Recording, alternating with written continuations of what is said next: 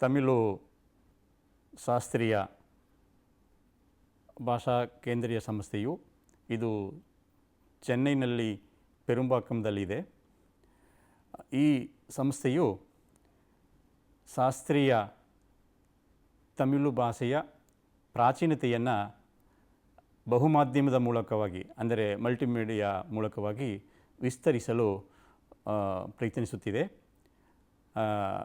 ಈ ಸಂಸ್ಥೆಯ ನಿರ್ದೇಶಕರಾದ ಪ್ರೊಫೆಸರ್ ಚಂದ್ರಶೇಖರನ್ ಸರ್ ಅವರಿಗೂ, ಕುಲಸಚಿವರಾದ ಡಾಕ್ಟರ್ ಭುವನೇಶ್ವರಿ ಮೇಡಮ್ ಅವರಿಗೂ ಮತ್ತು ಈ ಬಹುಮಾಧ್ಯಮದ ಎಲ್ಲ ಸಂಘಟಕರಿಗೂ ನನ್ನ ನಮಸ್ಕಾರಗಳು.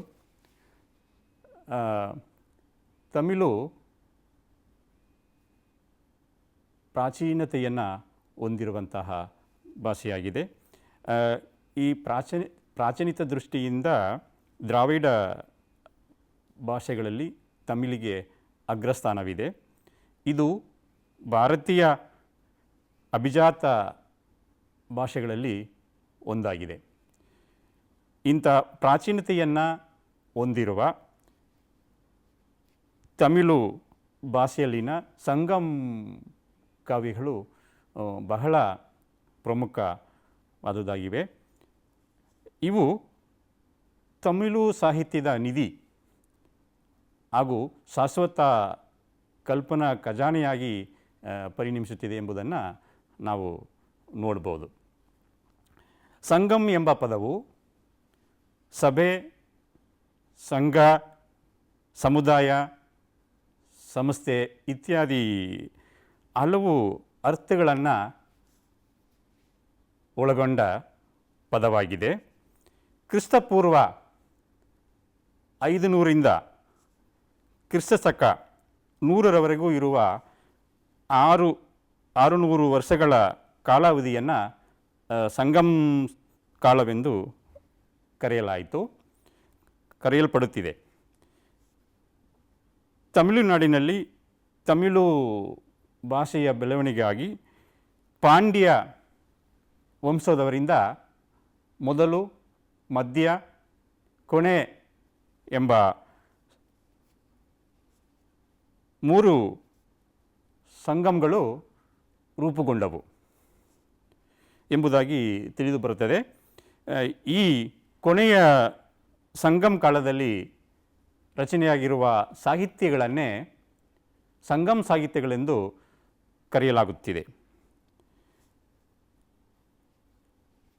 ಇಡೀ ವಿಶ್ವದ ಭಾಷೆಗಳಲ್ಲೇ ಭಾಷಾ ಅಭಿವೃದ್ಧಿಗಾಗಿ ರಾಜರ ಆಶ್ರಯದಲ್ಲಿ ಒಂದು ಸಂಸ್ಥೆ ಅಸ್ತಿತ್ವದಲ್ಲಿತ್ತು ಎಂದರೆ ಅದು ತಮಿಳುನಾಡಿನಲ್ಲಿ ಮಾತ್ರವೇ ಎಂಬುದಾಗಿ ಕಂಡುಬರುತ್ತದೆ. ಇದು ತಮಿಳರಿಗೆ ಘನತೆ ಗೌರವಗಳನ್ನು ತರುತ್ತಿದೆ ಎಂಬುದರಲ್ಲಿ ಸಂದೇಹವೇ ಇಲ್ಲ. ಈ ಸಂಗಮ್ ಸಾಹಿತ್ಯದಲ್ಲಿ ಪ್ರಮುಖವಾಗಿ ಕಂಡುಬರುವಂತಹ 8 ತೊಗೈ 10 ಪಾಟು ಎಂಬ ಸಂಗ್ರಹ ಗ್ರಂಥಗಳು ಬಹಳ ಮುಖ್ಯವಾದವು. ಈ 8 ತೊಗೈ ಅನ್ನುವುದು 8 ಕಾವ್ಯ ಸಂಕಲನಗಳನ್ನು ಒಳಗೊಂಡು ರಚನೆಗೊಂಡು ಪ್ರಕಟ ಆಗಿರುವಂಥವು.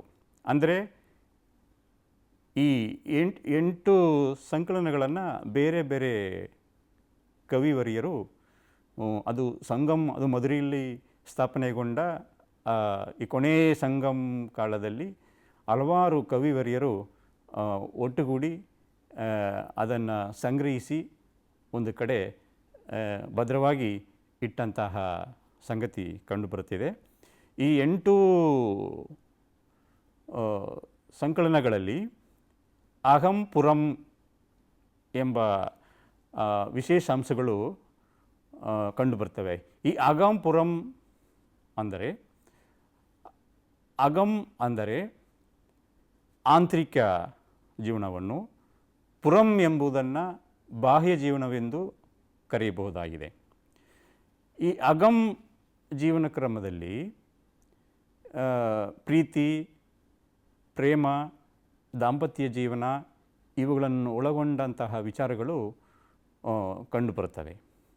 ಅದೇ ರೀತಿ ಪುರಂ ಸಾಹಿತ್ಯದಲ್ಲಿ ಆ ಕವಿತೆಗಳಲ್ಲಿ ಅಂದರೆ ಬಾಹ್ಯ ಜೀವನವೆಂದರೆ ಯುದ್ಧಕ್ಕೆ ಹೋಗೋದು, ಧನಾರ್ಜನೆಗಾಗಿ ದೂರದ ಊರಿಗೆ ಹೋಗೋದು, ವೀರ ಸಾಹಸಗಳನ್ನು ಇತ್ಯಾದಿ ಅಂಶಗಳನ್ನು ಈ ಪುರಂ ಅಂದರೆ ಆಂತರಿಕ ಸಾಹಿತ್ಯ ವಿಚಾರದಲ್ಲಿ ಕಂಡುಬರುವಂಥದ್ದು. ಈ ಎರಡು ಜೀವನ ಕ್ರಮಗಳು ಎಟ್ಟುತೊಗೆ ಮಾತ್ರವಲ್ಲದೆ ಈ 10 ಪಾಟು ಎನ್ನುವ 10 ಸಂಕಲನಗಳನ್ನು ಒಳಗೊಂಡ ಆ 10 ಪಾಟು ಎಂಬ ಸಂಗ್ರಹದಲ್ಲೂ ಕೂಡ ಕಂಡುಬರುವಂಥದ್ದು. ಈ 10 ಪಾಟಿನಲ್ಲಿ 10 ಕಾವ್ಯ ಸಂಕಲನಗಳು ರಚಿತಗೊಂಡು ಒಳಗೊಂಡಿರುವುದನ್ನು ಗಮನಿಸಬಹುದಾಗಿದೆ. ಇಲ್ಲಿ ಕೆಲವು ಈ 10 ಪಾಟಿನಲ್ಲಿ ಕೆಲವು ಗ್ರಂಥಗಳನ್ನು ಆಟ್ರುಪಡೆ ಎಂದು ಕೂಡ ಕರೆಯಲಾಗ್ತಿದೆ. ಈ ತಿರುಮುರುಗಾಟ್ರುಪಡೈ, ಸಿರುಪನಾಟ್ರುಪಡೈ, ಪೊರುನಾಡಾಟ್ರುಪಡೈ, ಮಧುರೈ ಕಾಂಜಿ ಇತ್ಯಾದಿ ಎಲ್ಲ ಈ 10 ಪಾಟಿನಲ್ಲಿ ಬರುವಂಥದ್ದು. ನಾವು 2010ರಿಂದ ಒಂದು 3-4 ವರ್ಷಗಳ ಕಾಲ ಈ ಎಟ್ಟುತೊಗೆ 10 ಪಾಟುಗಳನ್ನು ಒಂದು ಬೆಂಗಳೂರು ತಮಿಳು ಸಂಗಮ್ ಅವರ ವತಿಯಿಂದ ಕನ್ನಡಕ್ಕೆ ಒಂದು 8 ಮಂದಿ ಜನರು ಸೇರಿ ನಾವು ಅನುವಾದಿಸಿದ್ದೇವೆ. ಕನ್ನಡಕ್ಕೆ ಅನುವಾದಿಸಿದ್ದು ಈಗ 2014-15ರಲ್ಲಿ ಈ ಕೇಂದ್ರೀಯ ತಮಿಳು ಭಾಷಾ ಕೇಂದ್ರದಿಂದ ಅದು ಪ್ರಕಟಗೊಂಡು ಬಹಳ ಮೆಚ್ಚುಗೆಯನ್ನು, ಓದುಗರ ಪಾತ್ರವನ್ನು ಇವು ಪಡೆದಿದ್ದೇವೆ. ಈ ಕನ್ನಡ ಮತ್ತು ತಮಿಳು ಸಾಹಿತ್ಯ ವಲಯದಲ್ಲಿ ಈ ಸಂಗಮ್ ಸಾಹಿತ್ಯ ಏನು ಕನ್ನಡ ಅನುವಾದ ಇದೆಯೋ ಈ ಸಾಹಿತ್ಯವು ಒಂದು ಸಂಶೋಧನಾ ಕ್ಷೇತ್ರವನ್ನು ಸೃಷ್ಟಿಸಿದೆ ಅಂತಲೇ ಹೇಳ್ಬೋದು. ಈಗ ಎಷ್ಟೋ ಸಂಶೋಧಕರು ಸಂಗಮ್ ಸಾಹಿತ್ಯದಲ್ಲಿ ಜೀವನ ಕ್ರಮಗಳು, ಸಂಗಮ್ ಸಾಹಿತ್ಯದ ವೈಶಿಷ್ಟ್ಯತೆ, ಈ ಪುರನಾನೂರು, ಅಗನಾನೂರು ಮುಂತಾದ ಗ್ರಂಥಗಳಲ್ಲಿನ ಕೆಲವು ವಿಚಾರಗಳನ್ನು ಸಂಶೋಧಕರು ತುಂಬ ಗಂಭೀರವಾಗಿ ಅಧ್ಯಯನಕ್ಕೆ ಒಳಪಡಿಸಿರುವುದನ್ನು ನಾವು ಕಾಣಬಹುದಾಗಿದೆ. ಈ ಕೃತಿ ಅಂದರೆ ಈ ಎಟ್ಟುತೊಗೆ 10 ಪಾಟು ಈ ಗ್ರಂಥಗಳು ಕನ್ನಡದಲ್ಲಿ ಅನುವಾದಗೊಂಡ ಮೇಲೆ ಬಹಳ ಬೇಡಿಕೆ ಇದೆ. ಎಲ್ಲರೂ ಕೂಡ ಕನ್ನಡವನ್ನು ಓದಿದವರು, ಕರ್ನಾಟಕದವರು, ಕನ್ನಡ ಜನತೆ ಈ ಸಂಗಮ್ ಸಾಹಿತ್ಯಕ್ಕೆ ತನ್ನದೇ ಆದ ಒಂದು ವಿಶಿಷ್ಟ ಗಮನವನ್ನು, ಒಂದು ಪ್ರೀತಿಯನ್ನು, ಓದುಗರ ವಲಯವನ್ನು ಈ ಸಂಗಮ್ ಸಾಹಿತ್ಯಗಳು ಗಿಟ್ಟಿಸಿಕೊಂಡಿವೆ. ಈ ಅನುವಾದ ಮಾಡಿದ ಹಿನ್ನೆಲೆಯಲ್ಲಿ ನಾನು ಹೇಳುವುದಾದರೆ ಈ ಎಟ್ಟುತೊಗೆ ಮತ್ತು 10 ಪಾಟು ಈ ಏನು ಎಟ್ಟುತೊಗೆ ಅಂದರೆ 8 ಗ್ರಂಥಗಳು, 10 ಪಾಟು ಅಂದರೆ 10, ಒಟ್ಟು 18 ಗ್ರಂಥಗಳು ಏನು ಬಂದಿವೆಯೋ ಇವುಗಳನ್ನು ಎಲ್ಲರೂ ನಾವು 8 ಮಂದಿ ಕೂಡಿ ಕನ್ನಡಕ್ಕೆ ಏನು ಅನುವಾದಿಸಿದ್ದೆವೋ ಅನುವಾದಿಸಿದ ಮೇಲೆ ಇಡೀ ಈ 18 ಕೃತಿಗಳನ್ನು ಎಡಿಟ್ ಮಾಡುವ ಮತ್ತು ಅದನ್ನು ಸರಿಪಡಿಸುವ, ಪರಿಶೀಲಿಸುವ, ಪರಿಷ್ಕರಿಸುವ ಜವಾಬ್ದಾರಿಯನ್ನು ಮಾನ್ಯ ಈ ಸಂಸ್ಥೆಯ ನಿರ್ದೇಶಕರಾದ ಪ್ರೊಫೆಸರ್ ಚಂದ್ರಶೇಖರ್ ಸರ್ ಅವರು ನನಗೆ ವಹಿಸಿದ್ದರು. ಈ ಕೊರೋನಾ ಪೀರಿಯಡಲ್ಲಿ ಅವುಗಳನ್ನು 1 ವರ್ಷದ ಕಾಲ ಅದು ತೀಡಿ ಪರಿಷ್ಕರಿಸಿ ಕನ್ನಡ ಓದುಗ ವಲಯಕ್ಕೆ ಅದು ತಕ್ಕ ಮಟ್ಟಿಗೆ ತಂದು ಅದನ್ನು ನಾವು ಸರಿಪಡಿಸಿದ್ದೇವೆ. ಅದು ಈಗ ಈ ಸಂಸ್ಥೆಯ ವತಿಯಿಂದ ಸಿದ್ಧವಾಗಿದೆ.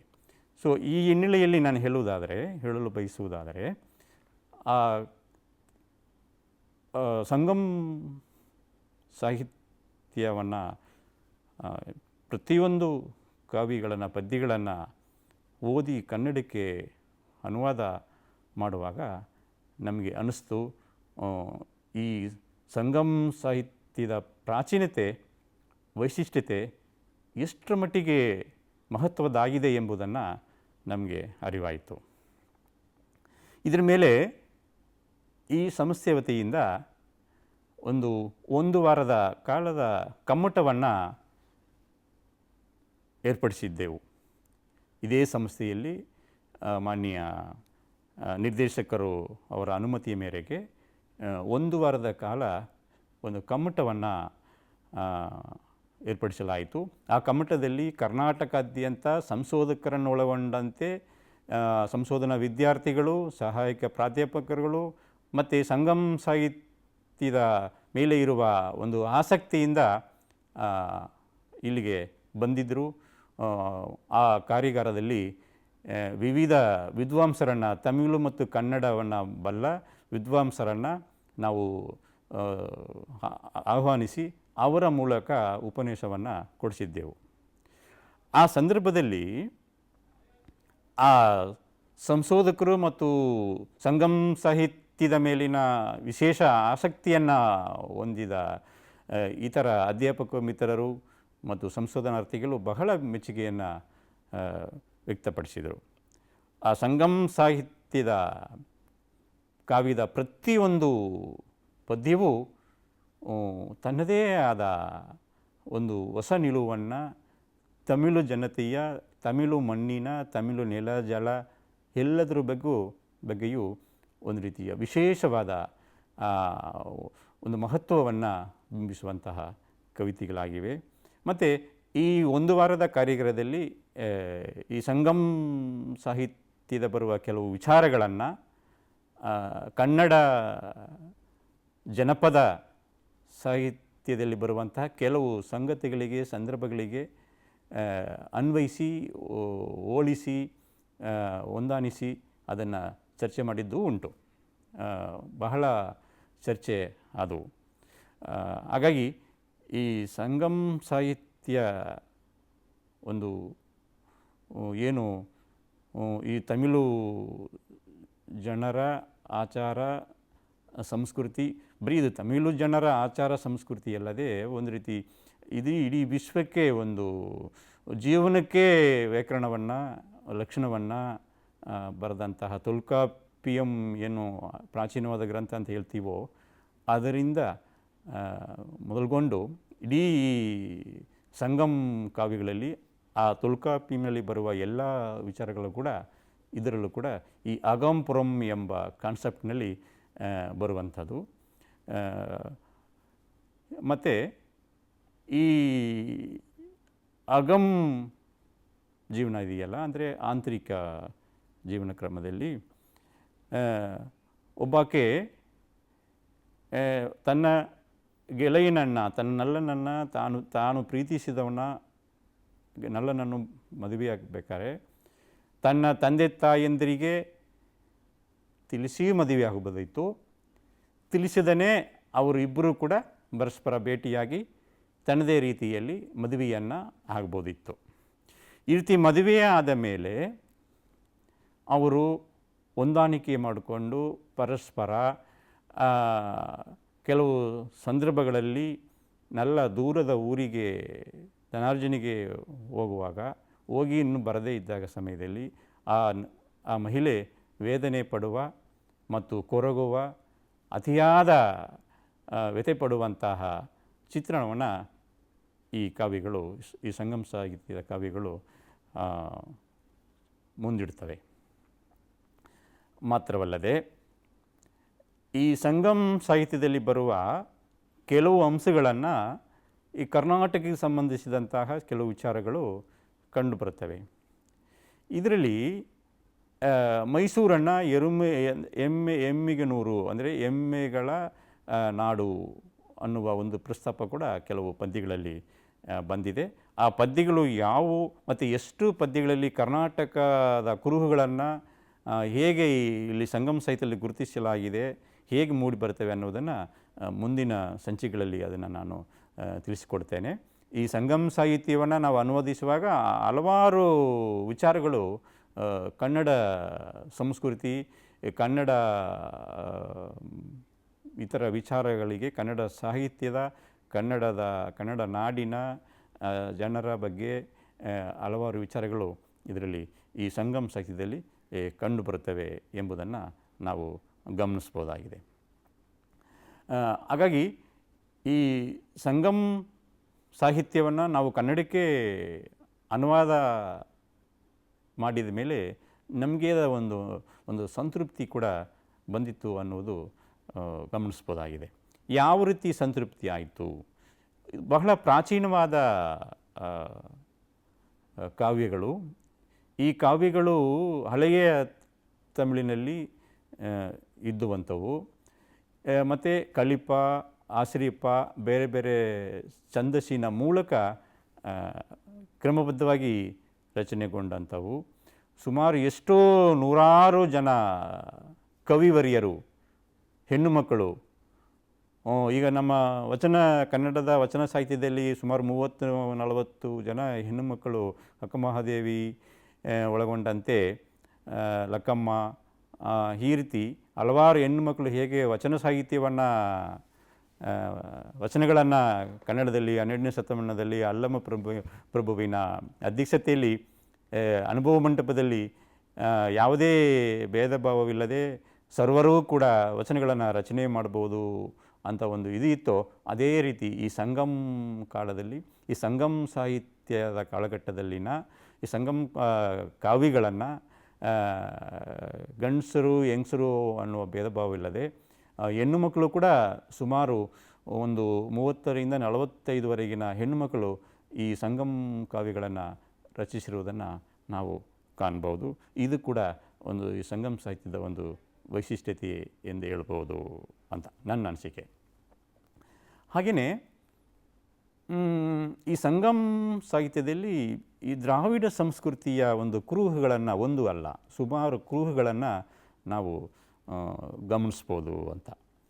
ಅದು ಇನ್ನು ಈ ಸಂಗಮ್ ಸಾಹಿತ್ಯದಲ್ಲಿ ದ್ರಾವಿಡ ಸಂಸ್ಕೃತಿಯ ಮೂಲ ಹೇಗೆ ಅಡಗಿದೆ ಅನ್ನೋದನ್ನು ಕೂಡ ನಾವು ನೋಡ್ಬೋದು. ಮತ್ತು ಈ ಸಂಗಮ್ ಸಾಹಿತ್ಯದಲ್ಲಿ ಒಬ್ಬ ಗಂಡು ಒಬ್ಬ ಹೆಣ್ಣನ್ನು ಮದುವೆ ಆಗಬೇಕಾದರೆ ಆಗ ಆ ಕಾಲಘಟ್ಟದಲ್ಲಿ ಒಂದು ಗುಂಡು ಇರುತ್ತಿತ್ತು. ಆ ಗುಂಡನ್ನು ಎತ್ತಿ ಮೇಲೆ ಹೆಗಲ ಮೇಲೆ ಇಟ್ಟು ಅದನ್ನು ಪ್ರದರ್ಶನ ಮಾಡಿದ ಮೇಲೆ ಈತ ಆ ಹೆಣ್ಣು ಮಗಳನ್ನು ಮದುವೆಯಾಗಲು ಸಮರ್ಥನಾಗಿದ್ದಾನೆ ಅಂತ ಖಾತ್ರಿಪಡಿಸಿಕೊಳ್ಳಲು ಅದನ್ನು ಪ್ರಯೋಗ ಮಾಡ್ತಿದ್ದರು ಅಂತ. ಮತ್ತು ಇನ್ನೂ ಕೆಲವು ಸಂದರ್ಭಗಳಲ್ಲಿ ಗೂಳಿಯನ್ನು ಹಿಡಿದು ಅಡಗಿಸ್ಬೇಕು. ಆ ಗೂಳಿಯನ್ನು ಹಿಡಿದು ಅಡಗಿಸಿದ ಮೇಲೆ ಈತ ಆಕೆಯನ್ನು ಮದುವೆಯಾಗಲು ಅರ್ಹನಾಗಿದ್ದಾನೆ, ಸಮರ್ಥನಾಗಿದ್ದಾನೆ ಅಂತ ತೀರ್ಮಾನಿಸಲಾಗುತ್ತಿತ್ತು. ಈ ರೀತಿ ಹಲವಾರು ವಿಚಾರಗಳು ಈ ಸಂಗಮ್, ಅದಕ್ಕೆ ನಾನು ಆರಂಭದಲ್ಲಿ ಅಂದದ್ದು ಈ ಸಂಗಮ್ ಸಾಹಿತ್ಯದ ಒಂದು ರೀತಿ ಶಾಶ್ವತವಾದ ಖಜಾನೆಯಾಗಿದೆ, ಯೋಚನೆ ಮಾಡುವಂತಹ ಮತ್ತು ಒಂದು ನಿಧಿ ಇದ್ದಾಗೆ. ನೀವು ತೋಡ್ತಾ ಅಥವಾ ಓದ್ತಾ ಇದರಲ್ಲಿ ಬಹಳವಾಗಿ ಯೋಚನೆ ಮಾಡುವಂತಹ, ಸಂಶೋಧನೆಗೆ ಹೊರೆ ಹಚ್ಚುವಂತಹ, ತೌಲನಿಕವಾಗಿ ಕಂಪೇರಿಟಿವ್ ಆಗಿ ನಾವು ಸ್ಟಡಿ ಮಾಡುವಂತಹ ಇತರ ಸಾಹಿತ್ಯಗಳಿಗೆ ಹೋಲಿಸಿ, ಕನ್ನಡ ಆಗ್ಬೋದು ಅಥವಾ ತೆಲುಗು, ಮಲಯಾಳಂ, ಎಲ್ಲ ಹಿಂದಿ, ಬೇರೆ ಎಲ್ಲ ಭಾಷೆಗಳಿಗೆ ಕೂಡ ಇದನ್ನು ಕಂಪೇರ್ ಮಾಡಿ, ಅಂದರೆ ಹೋಲಿಸಿ ತೌಲನಿಕವಾಗಿ ಅಧ್ಯಯನ ಮಾಡುವ ಸಾಧ್ಯತೆಗಳು ಇದ್ದಾವೆ ಅಂತ. ಯಾಕೆಂದರೆ ಈ ಸಂಗಮ್ ಸಾಹಿತ್ಯ ಆಲ್ಮೋಸ್ಟ್ ಎಲ್ಲ ಭಾಷೆಗಳಿಗೂ ಕೂಡ ಈ ಸಂಸ್ಥೆಯಿಂದ ಅನುವಾದಗೊಂಡಿದ್ದೆ. ಪ್ರಸ್ತುತ ನಿರ್ದೇಶಕರು ಬಂದ ಮೇಲೆ ಇಡೀ ಸಂಗಮ್ ಸಾಹಿತ್ಯ ಮತ್ತು ತಿರುಕುರಲ್ ಎಲ್ಲವೂ ಕೂಡ ಮಣಿಮೇಗಲೈ, ಶಿಲಪದಿಗಾರಂ ಎಲ್ಲ ಭಾಷೆಗಳಿಗೂ, ಭಾರತೀಯ ಭಾಷೆಗಳಿಗಲ್ಲದೆ ವಿದೇಶಿ ಭಾಷೆಗಳಿಗೂ ಕೂಡ ಬಹಳ ಚೆನ್ನಾಗಿ ಅನುವಾದಗೊಂಡು ಓದುಗರ ಗಮನವನ್ನು ಇಡೀ ತಮಿಳು ಭಾಷೆಯ ಪ್ರಾಚೀನತೆಯನ್ನು, ತಮಿಳು ಭಾಷೆಯ ಶ್ರೇಷ್ಠತೆಯನ್ನು ವಿಶ್ವದಾದ್ಯಂತ ಪಸರಿಸುವ ಕೆಲಸದಲ್ಲಿ ಅವರು ತೊಡಗಿದ್ದಾರೆ. ಮತ್ತು ಈ ಸಂಸ್ಥೆಯ ಎಲ್ಲ ನೌಕರರು ಕೂಡ, ಎಲ್ಲ ಕಾರ್ಯಗಾರರು, ಎಲ್ಲ ಸಂಘಟಕರು ಕೂಡ ಬಹಳ ಅತ್ಯುತ್ತಮವಾಗಿ ಕೆಲಸವನ್ನು ಮಾಡುತ್ತಿದ್ದಾರೆ. ಅಂದರೆ ಈ ತಮಿಳು ನೋಡಿ, ಆಗ ಮಧುರೆಯಲ್ಲಿ ಈ ತಮಿಳು ಭಾಷಾ ಬೆಳವಣಿಗೆಗಾಗಿ ರಾಜ ವಂಶದವರಿಂದ 3 ಸಂಘಗಳನ್ನು ಸ್ಥಾಪನೆ ಮಾಡಿ ಆ ತಮಿಳು ಭಾಷಾ ಅಭಿವೃದ್ಧಿಗಾಗಿ ದುಡಿದಿರುವುದು ಕಂಡುಬರ್ತದೆ. ಇದು ಒಂದು ಮೆಚ್ಚುಗೆಯನ್ನು ವ್ಯಕ್ತಪಡಿಸುವಂತಹ ಸಂಗತಿಯೇ ಎಂದು ನಾವು ಪರಿಗಣಿಸ್ಬೋದು. ಹಾಗಾಗಿ ಇನ್ನು ಈ ಸಂಗಮ್ ಸಾಹಿತ್ಯದ ಈ ಸಂಗಮ್ ಸಾಹಿತ್ಯದಲ್ಲಿ ಕಂಡುಬರುವ ಕಾವ್ಯಗಳ ಪ್ರಾಚೀನತೆ ಮತ್ತು ಅವುಗಳ ಶ್ರೇಷ್ಠತೆ, ಅವುಗಳ ಮಹತ್ವವನ್ನು ಇನ್ನು ಬೇರೆ ಬೇರೆ ಮಗ್ಗುಲುಗಳಲ್ಲಿ ಮುಂದಿನ ಸಂಚಿಕೆಗಳಲ್ಲಿ ಪ್ರಸ್ತುತ ಪಡಿಸಲು ಇಷ್ಟಪಡ್ತೇನೆ. ಇವತ್ತಿನ ಈ ಸಂಚಿಕೆಯಲ್ಲಿ ಸಂಕ್ಷಿಪ್ತವಾದ ಪರಿಚಯವನ್ನು ನಿಮ್ಮ ಮುಂದೆ ಇಟ್ಟಿದ್ದೇನೆ. ಎಲ್ಲರಿಗೂ ಕೂಡ ನಮಸ್ಕಾರ.